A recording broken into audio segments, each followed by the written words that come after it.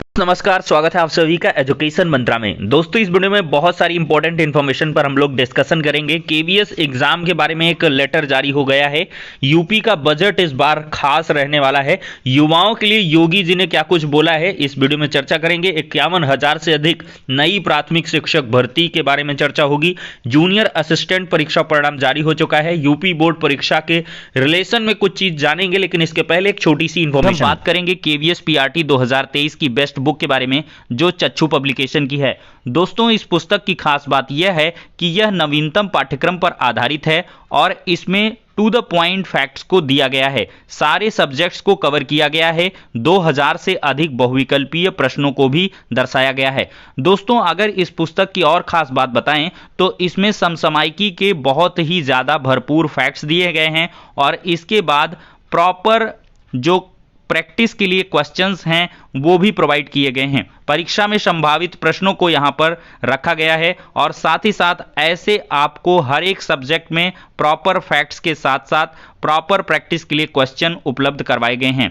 ये पुस्तक दोस्तों आपको ऑनलाइन और ऑफलाइन दोनों मोड में अवेलेबल है। ऑनलाइन के लिए लिंक डिस्क्रिप्शन बॉक्स में प्रोवाइड की गई है। ऑफलाइन के लिए किसी भी नजदीकी बुक स्टॉल पर कॉन्टैक्ट कर सकते हैं। तो देर किस बात की है, चच्चू पब्लिकेशन की बेस्ट बुक के साथ अपनी प्रिपरेशन को बूस्ट करें। सबसे पहले हम चर्चा करेंगे केवीएस एग्जाम के बारे में। दोस्तों, केवीएस का एग्जाम आपका फेब से शुरू हो रहा है और इसके संबंध में पहले से ही ऑफिशियल जो नोटिस है वो जारी हो चुका है केवीएस की तरफ से। लेकिन आयन वक्त पर जो केंद्रीय जो शिक्षक संगठन है उसके द्वारा एक लेटर भेजा गया और परीक्षा की तिथियों को आगे बढ़ाने के लिए बहुत सारे जो तथ्य हैं वो रखे गए। ये यहां पर देख सकते हैं, ऑल इंडिया केंद्रीय विद्यालय टीचर्स एसोसिएशन की तरफ से ये 27 जनवरी को ही लेटर भेजा गया था कमिश्नर केंद्रीय विद्यालय संगठन को। और बहुत सारे इसमें बोर्ड परीक्षा, मूल्यांकन, असेसमेंट, इस तरह बहुत सारी चीजें इसमें मेंशन की गई। और फाइनली ये केवीएस से रिक्वेस्ट की गई थी कि जो एग्जाम की डेट है पोस्टपोन कर दी जाए और इन फ्यूचर जो मतलब नजदीक की डेट है वो डिसाइड की जाए।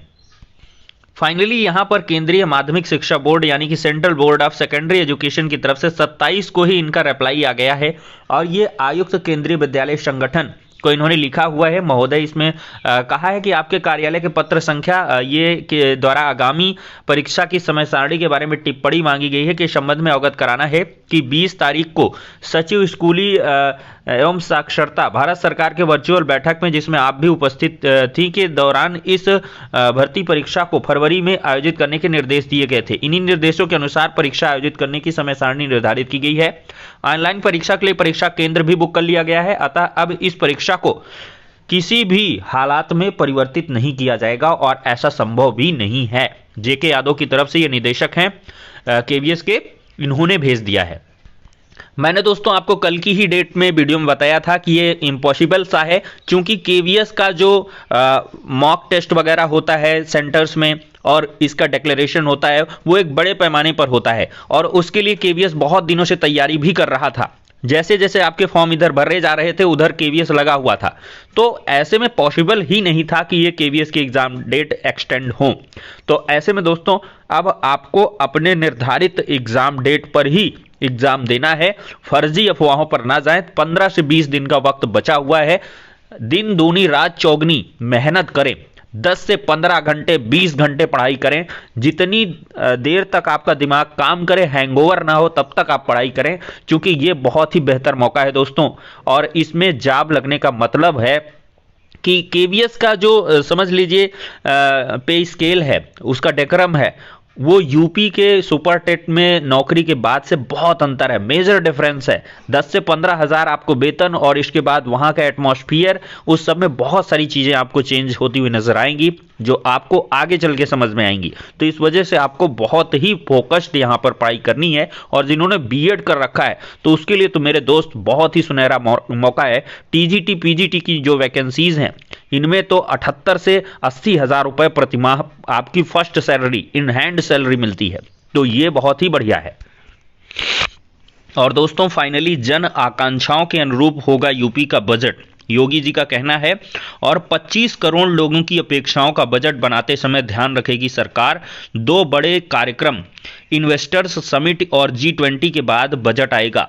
महाविद्यालयों में न्यू एज कोर्सेज को वरीयता दी जाए, हर जिले में एक मॉडल बस स्टेशन बने, दिव्यांगजनों को मोटराइज्ड ट्राई साइकिल दिया जाएगा, सभी विभाग जितनी जरूरत हो उतनी डिमांड बजट के लिए भेजें और बजट में विभागों के प्रदर्शन का भी ध्यान रखा जाए, नए सत्र से पहले बची धनराशि खर्च कर ली जाए। तो नया सत्र आए उसके पहले योगी जी ने कहा कि सारा बजट खर्च कर लीजिए और जो आप नया डिमांड भेजें, भरपूर डिमांड भेजें, जितना मन हो उतनी डिमांड भेजें और ये डिमांड दोस्तों आपके नई प्राथमिक शिक्षक भर्ती की बुनियाद रखेगी, क्योंकि इस बजट में शिक्षा सेवा चयन आयोग को मंजूरी मिलने जा रही है और इसी बजट में आपके यूपी टेट का भी बजट पास होगा और साथ ही साथ सुपर टेट का भी बजट पास होने की उम्मीद है। तो बजट में देखते हैं क्या कुछ रहने वाला है। बेसिक शिक्षा विभाग का जो बजट होगा वो भी कायदे से डिमांड भेजेगा, क्योंकि योगी जी का ज़्यादा फोकस भी है बेसिक शिक्षा विभाग की तरफ। तो ऐसे में देखते हैं 51,000 से अधिक पदों की जो भर्ती है उसकी जो तगड़ी संभावनाएं हैं वो बन रही हैं। यहाँ पर दोस्तों ये महाराजगंज का लेटर है और इसमें साफ तौर पर 264 रिक्त पद दिखाए जा रहे हैं। तो ये पहला ऐसा जिला है जहां पर सैकड़ों में पद खाली हैं, बाकी जगह 1000 में पद खाली हैं, इससे कम कहीं नहीं दिख रहे। और जो लोग आपको इस बात से भ्रम कर रहे हैं या भ्रमित कर रहे हैं कि ये प्रमोशन के लिए है, तो मेरे दोस्त सहायक अध्यापक प्राथमिक विद्यालय का कोई प्रमोशन नहीं है बेसिक शिक्षा विभाग के अंदर। ये सिर्फ और सिर्फ नई प्राथमिक शिक्षक भर्ती के लिए बना है और इसके लिए विभाग ने क्वेरी दोनों पर पक्ष के लिए किया हुआ है कि आकलन भी हो जाए कि कितने प्राथमिक विद्यालयों में एज इफ सहायक अध्यापक पद खाली हैं, हमको प्रमोशन कितने में करना है, और विभाग लगातार प्रमोशन के लिए काम कर रहा है। यहाँ पर महानिदेशक विजय किरण आनंद जी ने बाकायदा निर्देश दे रखे हैं, विषयवार जो आंकड़ा है वो भी कलेक्ट किया जा रहा है, क्योंकि जो जूनियर में प्रमोशन होगा उसके लिए सब्जेक्ट का कॉम्बिनेशन लगता है कि मैथ एंड साइंस से कौन जाएगा, लैंग्वेज से कौन जाएगा, एसएसटी से कौन जाएगा। तो इसके लिए आप परेशान ना हो, लगातार तैयारी करते रहें। सीटेट में फर्जीवाड़े का दौर लगातार जारी है। 2 केंद्रों पर सीटेट की परीक्षा देती हुई 5 महिला सालभर पकड़ी गई हैं। 2 दिन पहले इसी केंद्र पर पकड़ा गया था सालभर। तो सीटेट के लिए बंथरा में बने ऑनलाइन परीक्षा केंद्र सुल्तान फाउंडेशन में शनिवार को बाराबंकी चिन्हट से आई 3 महिला सालभर मूल अभ्यर्थियों के स्थान पर परीक्षा दे रही थी। प्रवेश पत्र देखकर परीक्षक को कुछ गड़बड़ लगा तो तीनों से पूछताछ की गई। सच सामने आने पर तीनों को पुलिस को सौंप दिया गया। तीनों सालभर सीलू, संगीता और रुचि ने बताया कि जूली और शिवानी के कहने पर सालभर बनी, इसके बदले 20-30 हजार रुपए का वायदा किया गया। तो मेरे भाई 20,000-30 हजार क्या होता है? 20-30 हजार में आप अपना कैरियर बर्बाद कर रहे हो। 20-30 हजार रुपए अगर इतने ही बड़े सालभर हो तो जाके किसी कोचिंग में, किसी ट्यूशन में, किसी इंस्टीट्यूट में पढ़ा लीजिए, 50 नहीं लाखों रुपए मिल जाएंगे। लेकिन शॉर्टकट से ज़्यादा लोग कमाना चाहते हैं और इसी वजह से अब इनकी जेल में रातें गुजरेंगी। अब दोस्तों देखा जाए तो 2 दिन पहले इसी केंद्र में सालभर पकड़ा गया था, लेकिन फिर भी बुद्धि भ्रष्ट थी इन बच्चियों की और ये फिर पहुंच गई कि चलिए हम नहीं पकड़ जाएंगे चूंकि हम लड़कियां हैं, लड़कियों पर ध्यान नहीं जाता है। खैर कायदे से ध्यान गया है। अब कुंभ से लेकर बंगाल प्रेसिडेंसी तक के रिकॉर्ड मौजूद, जानकारी लेते हैं शोधार्थी। क्षेत्रीय अभिलेखागार प्रयागराज से लखनऊ ले जाने की तैयारी है। तो कुछ ना कुछ इलाहाबाद से लखनऊ जाता ही रहता है, फिर इसका विरोध हो सकता है ये फिर वापस आ जाए। खैर ये सरकार का अपना मामला है। योगी सरकार के दूसरे बजट में संकल्प पत्र की दिखेगी छाप। मुख्यमंत्री योगी ने बजट खर्च की समीक्षा के संकेत दिए हैं। मनमानी बजट मांगने की प्रवृत्ति पर अंकुश लगेगा और साथ ही साथ देखते हैं क्या कुछ इस बार बजट में खास रहता है। युवाओं के लिए योगी जी खुलकर बोले हैं कि यहाँ पर युवाओं के लिए ये युवाओं का बजट रखा जाए। खैर दोस्तों नीट पीजी 2023 की परीक्षा में बैठ सकेंगे एमबीबीएस के छात्र। एमबीबीएस के छात्रों के बीच नीट पीजी 2023 की परीक्षा को लेकर असमंजस खत्म हो गया है। अब 30 जून तक इंटर्नशिप पूरा करने वाले छात्र इसमें हिस्सा ले सकेंगे। देखा जाए तो जूनियर ऑफिस असिस्टेंट परीक्षा का जो परिणाम है वो जारी हो चुका है। 396 अभ्यर्थी सफल हुए हैं। अगर कोई दिया है तो रिजल्ट देख ले।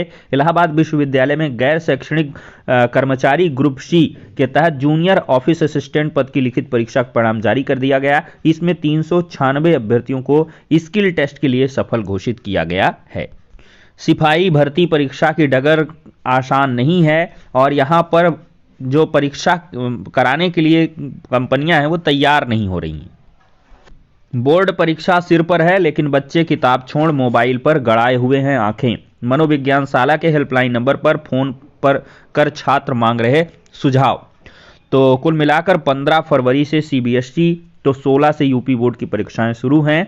बोर्ड की तारीख देखा जाए दोस्तों तो यहाँ पर अब बदल नहीं जाएंगी। ये पूरी तरीके से देखा जाए तो मनोविज्ञानशाला के विशेषज्ञ तैयारी के साथ तनाव से निपटने के तरीके भी बता रहे हैं। इसको हम अपना डाल देंगे, आप लोग इसको पढ़ सकते हैं जो हाई स्कूल इंटरमीडिएट से संबंधित हैं। टेलीग्राम ऐप में हमारे ये एजुकेशन मंत्रा टेलीग्राम है, उसको ज्वाइन कर लें। वहाँ पर आपको इस तरह की कटिंग्स वगैरह मिलती रहती हैं। तो फिलहाल के लिए दोस्तों इस वीडियो में इतना ही। नेक्स्ट में मिलते हैं।